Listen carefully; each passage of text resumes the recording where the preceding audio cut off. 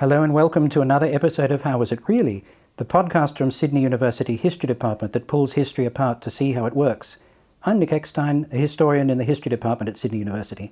As always, my co-host is Sophie Loy-Wilson, also a historian in the History Department at Sydney. Hi, Sophie. Hi, Nick.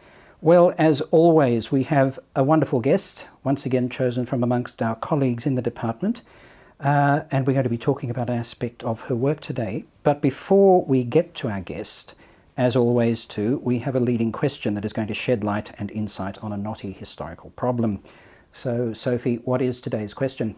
We're going to be asking, why did the duck go to the Canadian Supreme Court? Makes a change from the chicken, I suppose. Correct. We're seriously going to ask that. Seriously. Before we get to that question, though, as always, we want to introduce our guest. So Dr. Miranda Johnson is a historian of Indigenous peoples and settler colonialism in the Anglophone post-colonial world, whose specialist research addresses North American and Pacific societies in particular.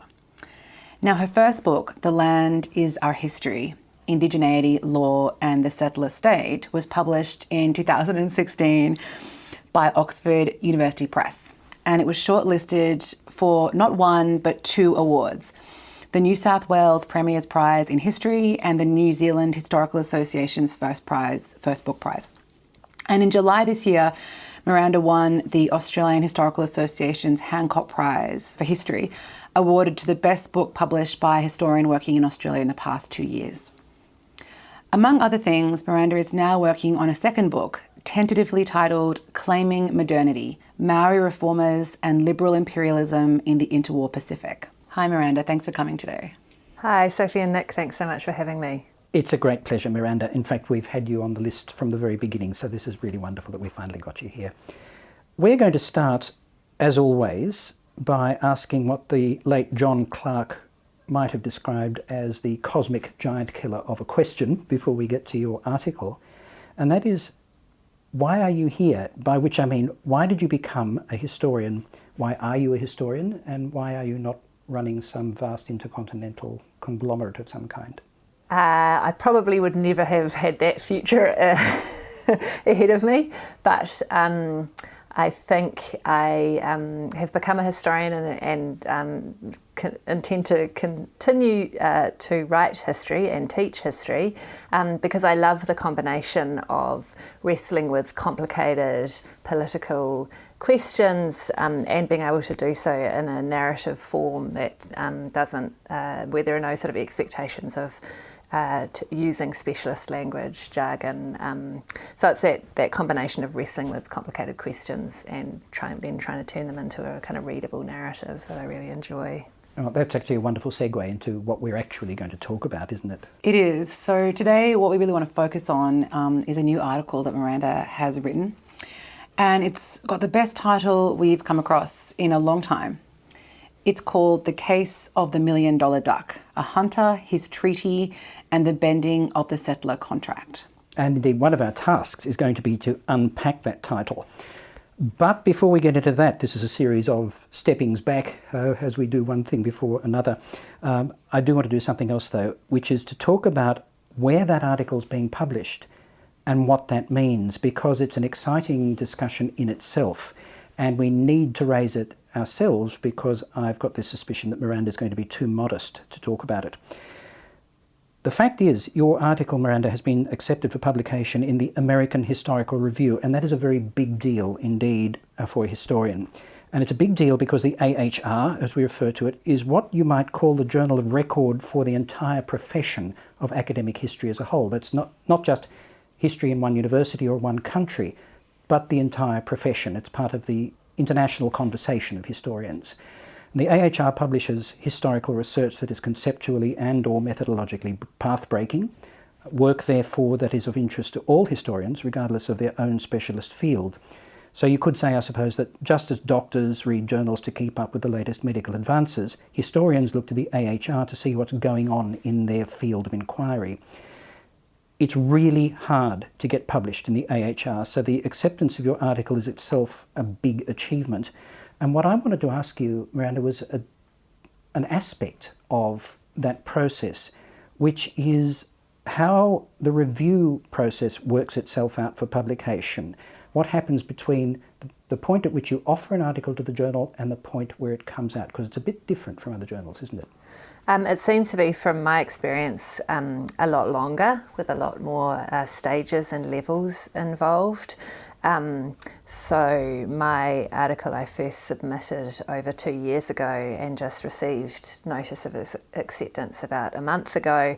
So over a 2-year process that's involved 3 or 4 rounds of revision in response to initially the on-site editors, then the board of editors, a broader group of historians, and then finally external reviewers, which include people in your field or cognate fields who will have specialist and generalist advice on whether they think the article is worthy of publication, what needs to be done to improve it from a range of different angles. And that meant learning how to deal with a lot of often contradictory advice from these reviewers, and taking some of what they said on board and really working out for myself what was key and what was really important to me about the article. And so the article that I've now submitted really does look quite different from what I initially submitted 2 years ago. And I think the exciting thing for me in that has really been about kind of finding my own voice and being able to make a stronger argument about the politics of the piece as well as the substance and content of the argument. So this is what we hear about in public discussion quite a lot, isn't it? This is the anonymous process of peer review. We hear it talked about in relation to scientists, but it happens, of course, just as much in the humanities, and is really important for our work as historians. Yeah, absolutely. So I don't know who the reviewers were who reviewed my work, and apart from the editor of the journal itself, the reviewers who read my work don't know who I am. So it's double-blind review, and that means there's a lot of freedom to say exactly what you think, which is sometimes terrifying, but can also be kind of liberating, I think. Now, that's a really fascinating discussion to hear, and it's a perfect entree, I think, to what we're going to talk about. Okay, so back to the title of this article, "The Case of the $1 Million Duck: A Hunter, His Treaty, and the Bending of the Settler Contract." It's also quite a long article, Miranda. So can you summarise for us just quickly what it's about? Certainly. I would say there's kind of two levels you can talk about the article. In the first instance, it's a story about a Dene or Indigenous duck hunter in the Northwest Territories in Yellowknife in 1962, who's going out to trap muskrats, sees a duck on a pond and shoots it, is pulled over by a cop and told that he's just breached the Migratory Birds Convention Act, an international treaty between Canada and the United States. And he immediately says, I've got my treaty rights, I can hunt this duck wherever and whenever I want to. And this in turn provokes a series of court cases going from Yellowknife all the way up to the Supreme Court of Canada in Ottawa, in which the issue of what it means for Indigenous people to be claiming treaty rights in the 1960s in Canada starts to be debated in Parliament, more broadly in the media across Canada, and by the judiciary. So at one level it's a story, a kind of very small story that has these larger sort of legal and political ramifications. And then at another level I think it's also a story about how we tell these histories of what some people will refer to as subaltern actors, that is, actors who don't necessarily or often get a voice in our history writing. What are the evidentiary problems or difficulties with doing so, and what are some of the ethical issues that telling stories of subaltern actors raises? So I think, Miranda's beautifully introduced next question, which is all about that, the ethics of telling the story. So it might just lead to you, Nick. We can go perhaps to one of the central concepts in this discussion, which is an expression you use throughout the article. You talk about treaty talk. Can you tell us what that is? Yeah, it's a way of trying to encapsulate a kind of what I call a vernacular political practice and political discussion. I'm trying to name what it is that Indigenous peoples in Canada who had made historical treaties, or their ancestors had made historical treaties with colonial authorities, how they talked about those treaties following the making of the treaties, why they considered them important, and particularly when they thought those treaties and the promises made in those treaties had been broken. And so treaty talk is my way of trying to get at that vernacular political discussion that can sometimes, or perhaps too easily, be erased from discussions of a higher level politics, a capital P politics. It's interesting reading this as a non-specialist, which is what I am. I do not work remotely in your area. And one of the things that struck me therefore, so I'm a little bit like a lay reader in a sense with this, that whenever there's public discussion of a treaty with Aboriginal peoples, and we're familiar with this sort of theme from Australia, of course, a treaty is regarded as a positive thing. You think, treaty, good. You reveal it in your articles a much more ambivalent phenomenon, I think. It could even be said, tell me if I'm going further than your argument, it could even be seen to be oppressive sometimes. Indeed, one scholar you cite calls treaties an instrument of empire. Can you unpack that ambivalence a little bit for us? Yeah, so treaties were made in the 19th or even earlier, but primarily associated with the 19th and early 20th century in North America and New Zealand. And in one sense, colonial authorities were making them in order to make processes of colonisation easier, quicker, less violent, and kind of begin to incorporate Indigenous peoples into these burgeoning settler states. So there's definitely a critical take on treaties amongst a number of scholars in my field, and activists too. A way of thinking about this that might be useful for listeners is to know that when Māori activists in New Zealand began to bring the Treaty of Waitangi back into circulation in the early 1970s, they often used this phrase, the treaty is a fraud. A kind of similar expression to some North American activists who were criticising governments for not having upheld promises made to them, whether the promises were specifically about educational or health benefits that they thought treaties should give them, or at an even deeper level, that treaties were meant to or signify a recognition of the sovereignty of Indigenous or First Nations, and that sovereignty was not being properly respected. So in the article you talk about the danger of thinking about Aboriginal culture as static and frozen in time. So tell us a little bit about what this means for scholars and why it matters so much if scholars think about Indigenous culture in this way. So the Indigenous history hasn't been taught as a field within the discipline for a very long time. Really, Aboriginal history began to be taught in Australia, for instance, in the 1970s. So the history of Indigenous history as a field of inquiry is relatively short. And that in itself is, a consequence of not seeing Indigenous peoples as historical actors, as having histories that were worthy or that needed to be discussed or unpacked in any real way. And the problem, I think, for a lot of people working in this field is that then the idea of who is and who isn't Indigenous becomes quite a fixed one, and this has had really significant and painful consequences for Indigenous peoples in legal situations sometimes when they feel like their identity is being authenticated or not by the court. And some listeners will know the Yorta Yorta case in Australia as an example of that problem of seeing Indigenous peoples as not having changed as a consequence of colonisation, as a consequence of engaging with the world of globalisation.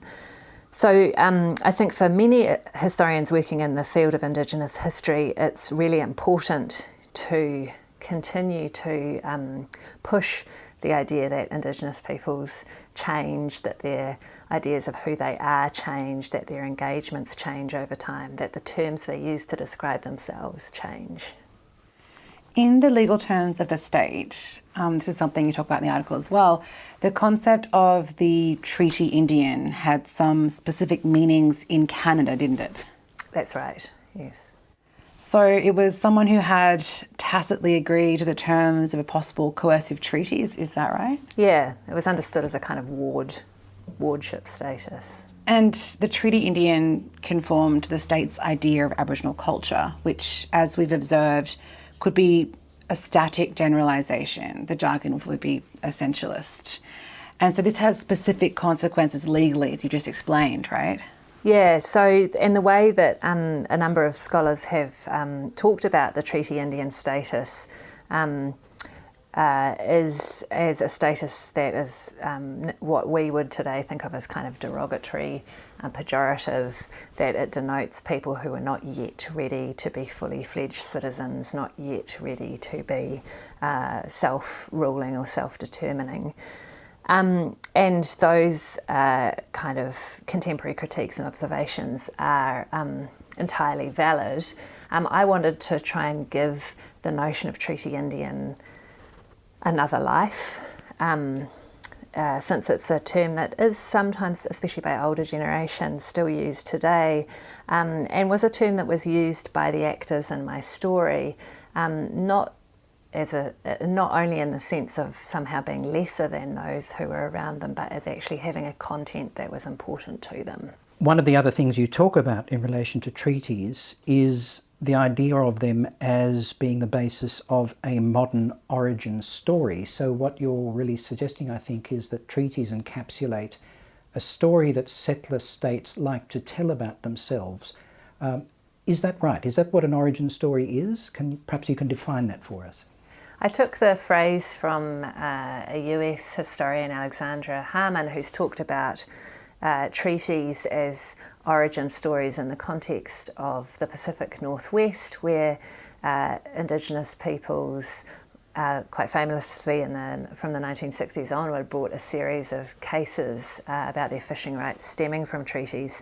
And she argues that those treaties have helped or served as stories by which Indigenous peoples tell states and the states that surround them their own political stories about how they've been constituted and how they can be recognised in the present as polities. And I think that we can talk about treaties more generally in the way that you've just suggested, as offering settler states, that is, states founded in the dispossession of Indigenous peoples, as using treaties to tell a story about their own origins. And the example of New Zealand here is a good one, where the Treaty of Waitangi has served to tell a story about the founding of a nation between two peoples, Māori and Pākehā, and is now celebrated annually on Waitangi Day. So this is the idea that the treaty is not simply a kind of political negotiation or the consequence or the ending of a war, for instance, but actually contains within it a kind of future, I suppose, for different polities to think about themselves as political communities. And of course, this is quite significant in the context of Indigenous history, whereas I mentioned before, given that Indigenous peoples haven't always been regarded as historical actors, as having a history, the idea that one is constituted as a political community is kind of a radical idea. You are listening to How Was It Really?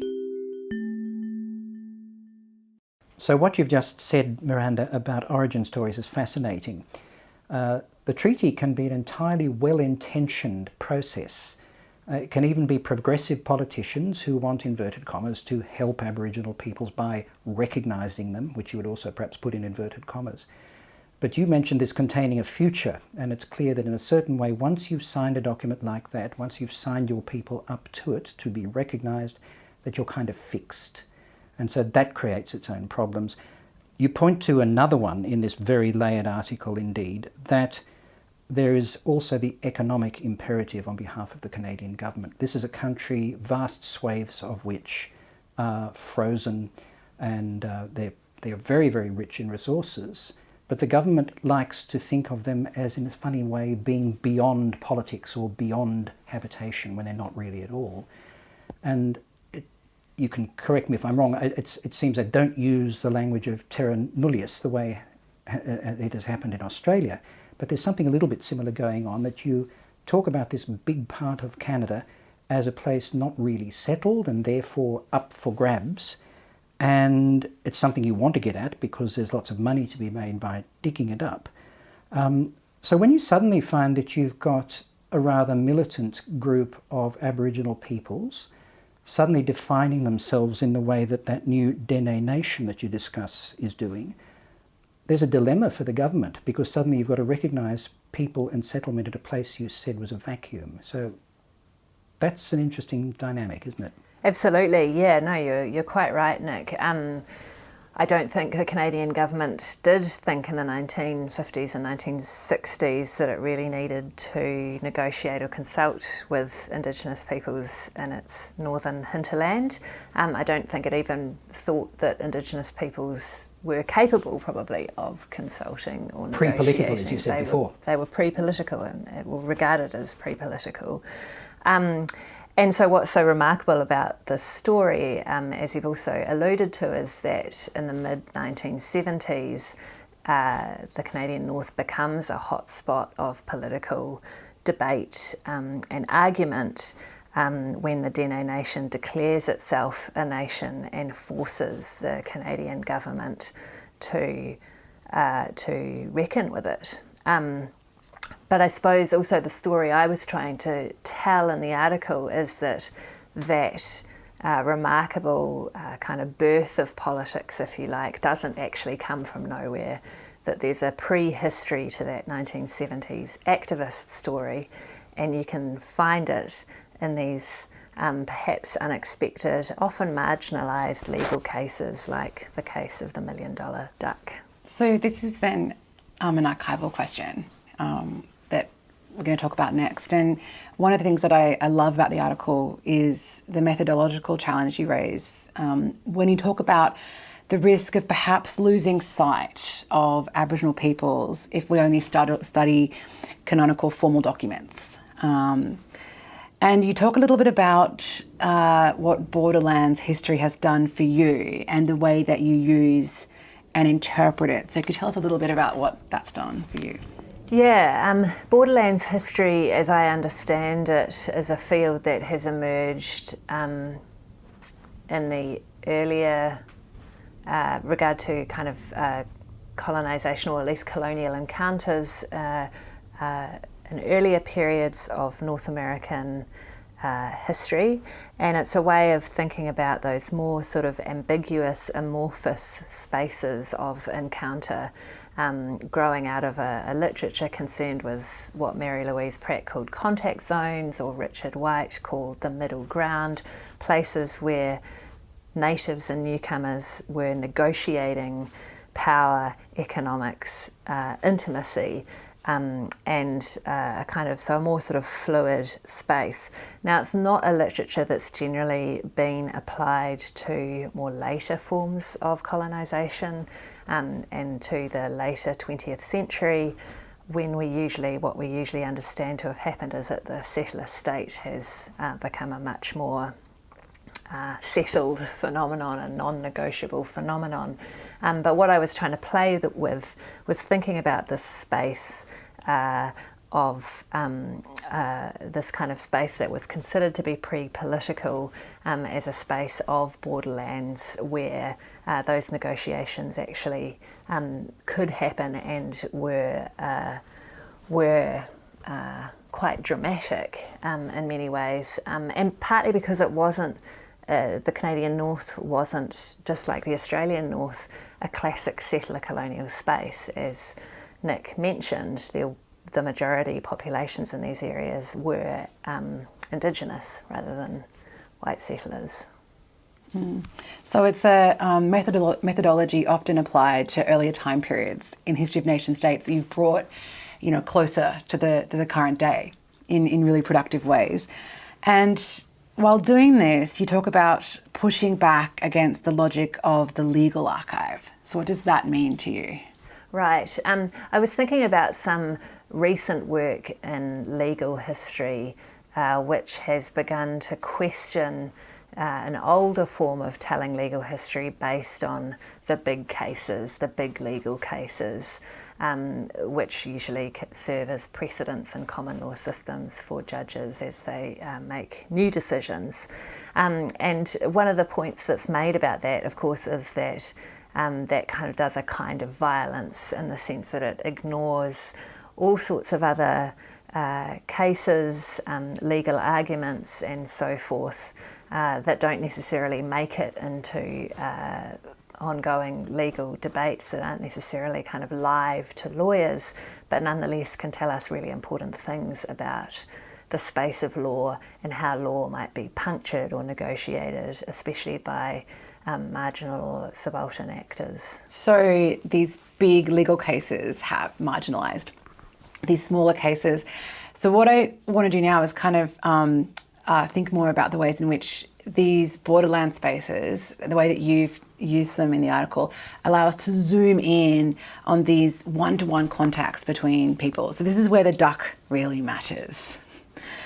And of course, the article starts with this encounter between a duck hunter and a cop in one of these borderland spaces.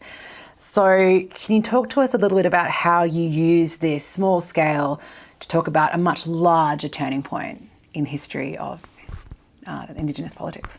Yeah, I mean, for me, history is always an intimate undertaking, and I love reading histories that are peopled and that give us a sense of the texture of interactions between people.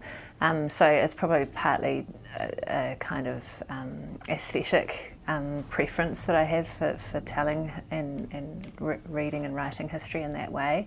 But I think it is a sort of rhetorical trick in a sense that by becoming invested in the stories of these very particular actors in this unexpected space, that the reader then is prepared to go along with you as you narrate the enlarged kind of as you start to tell the story in broader and broader terms, and that allows you a kind of purchase on that bigger story that you might not otherwise have. So the texture of the interactions are important to me for their own sakes, but also because they enable you then to hold on to something as you start to tell a larger story. So what you're doing, Miranda, in contradistinction to a lot of predecessors who've addressed this area, you're not talking about a big official archive created by lawyers. This is history on the ground between actual people. And history is, of course, the amassing of many of these sorts of experiences, so you're focusing on that dynamic. I can hear echoes in that with the Australian situation, as I'm sure you can as well, and I'm struck by one thing. You're giving voice, in an almost literal sense, to your historical actors, and it strikes me as no accident that recently the statement from the heart that we are all familiar with called for a voice to Parliament. The Aboriginal peoples of this nation wanted to speak. So that's one possible echo to continue that metaphor. What would you say, if any, are the most important implications of what you're doing for our setting? Can one make that connection? Our setting in Australia, yes, you mean? I think one of the things I learned actually through the complicated process of having the article reviewed and responding to those reviews, I mentioned earlier that it forced me to really dig into the evidence that I had, which in terms of Michael Sike's own voice, his own writings, was not very much. But it made me really pay very close attention to what I did have, what was available to me, what transcripts, the brief court transcripts that I had, a petition or two that he had authored. It helped me to pay very close attention to what he was saying and to really try to mix my metaphors, to listen to what he was saying and not assume that I already knew what he was saying just because these petitions and the transcript was in English. In fact, I had to pay attention to the phraseology he was using and what seemed to be the sort of hierarchy of importance that he gave, for instance, paying attention to the fact that family and kin networks underplayed this whole story, that what people sometimes refer to as a hunter ethic was clearly very important to him. So translating that to other scenes, I think to me it's a matter of paying very close attention to not just what people are saying, but also how they say it, and therefore how they say things, and particularly people who don't often or don't always get an easy voice, aren't easily translatable into public discourse. Really paying close attention to how they're saying what they're saying, I think is something that I think we should think about carefully in Australia. I think your method actually reminds us of how infrequently we hear Aboriginal people speaking in any setting. Right. So that your method has something to say about how we should actually engage. And a diversity. I mean, I think one of the Yes. problems that's happened in Australia is that often a very few number of spokespeople, often men, are being asked to or turned to for their political statements on X, Y or Z, but you don't hear from a larger and more diverse range of Aboriginal voices. Yes, indeed. So Miranda, how complicated is it for a white, university-educated New Zealand woman to write about a subject like this? It's definitely something I have thought about a lot and paused over. I'm white, not Indigenous. This is not my story. And for some people that would actually mean they wouldn't write this history. They wouldn't feel comfortable at all telling this history. So the reckoning that I have kind of played through in my head and thinking about this is that I still think it's an important story to tell. I've got the skills and expertise now to be able to tell it, and I've tried to do so in a way that is as open to other voices as possible, as is possible for me. And to get in touch with the Yellowknives Dene First Nation office about some of the research as well. So it's not, I don't think there are easy answers to the sort of ethical dilemmas and politics of representation in this field, and that this field, thinking about this field generates. And I think you should always pause and think carefully about what you're doing and why you're doing it. But I don't think you should just censor yourself because you're not a member of a particular community. I see history as a dialogic enterprise, and so I think taking that seriously means actually being prepared to enter into a dialogue with people, even people you don't know, even historical actors. This is, after all, what we tell our students all the time, isn't it? That the history is a conversation, and we don't get firm final answers. We generate more questions, and we keep talking. Absolutely. Which is actually a good way of rounding this off, I think. Thank you so much, Miranda, for talking to us about this work. We hope people will go and read the article, of course, as a result of this. But I think we can say with some confidence that we now know why the duck went to the Canadian Supreme Court. So we've done our job. There's only one question left, which is who gets the bill. Oh, Nick, leave it alone. And what do we do next? I apologise. We'll stop there. Remember that you can download this episode of How Was It Really from our website, where you will also find information, links to the articles we've been discussing. See you next time. How Was It Really? It's written, recorded and produced by the Department of History at the University of Sydney.